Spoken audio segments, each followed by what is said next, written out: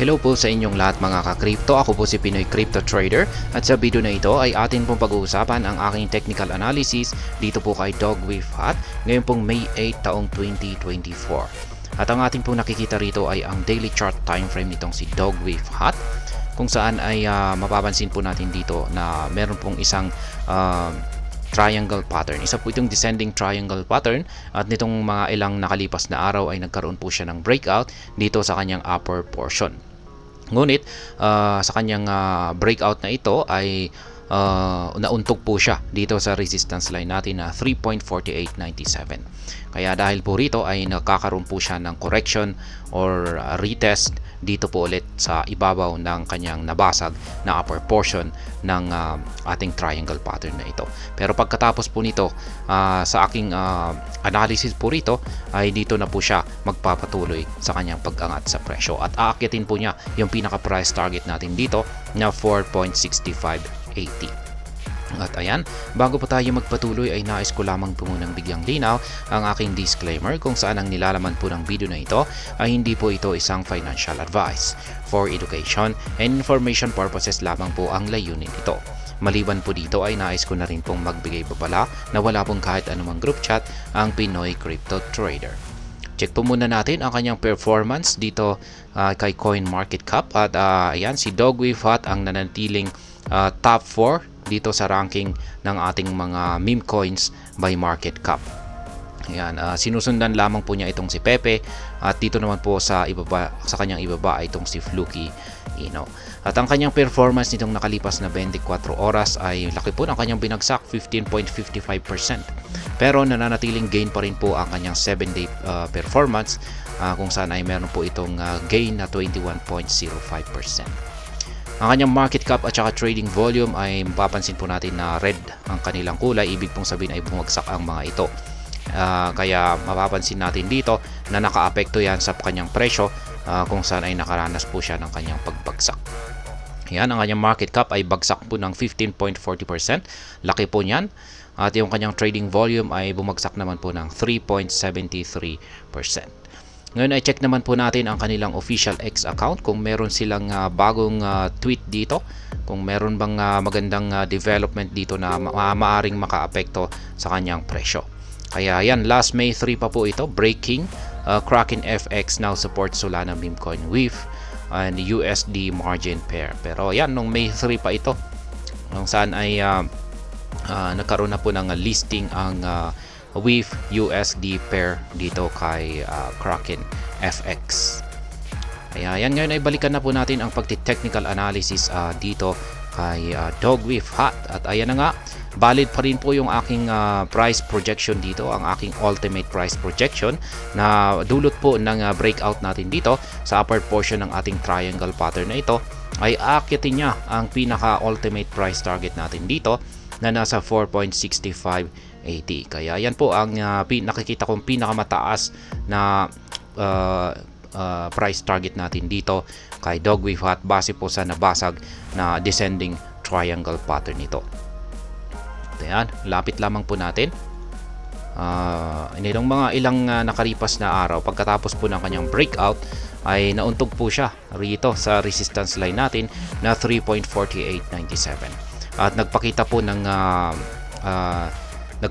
talagang matigas ang 3.4897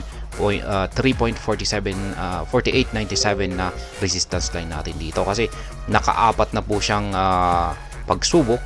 Yan, sinubukan talaga niyang basagin. 4 na beses po yan. Yan, pero wala talaga. Bigo talaga siya. Kaya hanggang sa pang-apat po na ito or kahapon yung na nabuong candlestick natin ay talagang nauwi na po talaga ito sa rejection at bumagsak po siya. At ngayon kailangan po niyang bumuelo ulit para subukang basagin po ulit ito.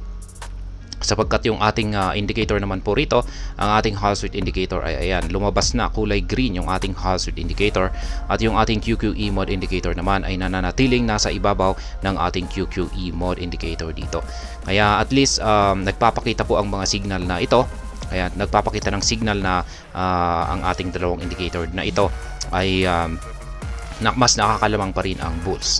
Maski nakaranas po siya ng pagbagsak dito, ay ibig sabihin niyan ay isa lamang po itong correction or retest. Kaya sa tingin ko ay magkakaroon lamang po siya ng retest dito sa upper portion ng ating triangle pattern na ito. At pagkatapos po niyan, tatalbog siya at muli po siyang aakyat at babalikan po niya ulit ang resistance line natin dito na 3.4897 na bigo po niyang basagin nitong mga nakaraang araw. At sa tingin ko ay sa pagkakataon na ito, kung matindi po talaga yung bullish momentum ngayon ni Dogway Fat dito, ay sa tingin ko ay maaaring dito na po niya mababasag ang resistance line natin dito. At kung sakaling nabasag po ito, ay yan, aakyatin na po niya ang ating sunod na price target dito na nasa 4.2145. Yan, pagdating naman po sa pag-i-spot trading ay dito ay Dogway Fat ay ito po yung aking nakalipas na trade dito. Nakabili po ako rito sa presyong 2.1172 noong April 13 nung bumagsak po siya sa support line na ito. At nung umangat po siya rito ay nag-take profit po ako rito noong April 21 sa presyong 3.1976. At ngayon ay naglagay po ako ng buy pending order dito sa 2.1172 sapagkat gusto ko po ulit na dagdagan ang aking holdings na Dogway Fat kung sakaling bumagsak po siya dito. Kaya yan po yung aking nakaabang rito na buy pending order dito sa 2.1172 at meron naman po akong nakaabang rito na take profit or sell pending order sa 4.21 at saka sa 4.6580 na pinaka ultimate target profit natin dito. Ngayon pag sakaling bumagsak po si Dogway Fat dito at nakabili po ako rito, ay syempre maglalagay po ako ulit ng aking take profit dito. Yan, dito or dito. Yan, kung basta nakabili po ako dito.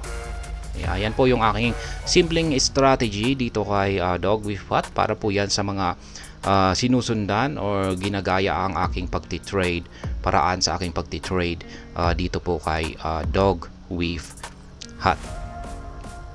Kaya ayan po ulitin ko po ulit yung aking analysis dito kay Dogway Fat. Valid pa rin po yung aking price projection dito na aakyatin niya ang pinaka mataas na presyo natin dito or price target natin na 4.6580 dulot po ng breakout natin dito sa ating descending triangle pattern. Ang nararanasan lamang po ngayon ni Dogway Fat na pagbagsak ay isa lamang po itong correction, minor correction or retest para magkaroon ng sapat na buwelo at kapag natapos na po ito ay ayan, dyan na po siya magpapatuloy sa kanyang pag-akyat. Pero syempre ang unang attention po natin dito ay yung unang price target natin dito na nakalagay sa 4.2145. Kaya ayan po ulit, sa mga gumagaya po sa aking paraan ng pag-trade dito, ay set up na po ninyo yung inyong mga price target dyan or mga sell pending orders at saka mga buy pending orders. At ayan po ang aking technical analysis update dito sa araw na ito kay Dogway Fat. At hanggang dito na lamang po tayo sa video na ito. Sana po ay inyong nagustuhan ang aking paliwanag sa video na ito. Kung inyo po itong nagustuhan, ay pakiclick lamang po ang like button nito. Para naman po sa mga bago lamang dito, kayo po ay aking inaanyayahan para mag-subscribe. Pakiclick na rin po ang bell icon nito dahil ito po ang siya magsisilbing notification nito sa mga bago kong videos na akin pong ina-upload sa aking YouTube channel na ito. Marami pong salamat sa panonood. Ingat po tayo lagi at God bless po sa ating lahat.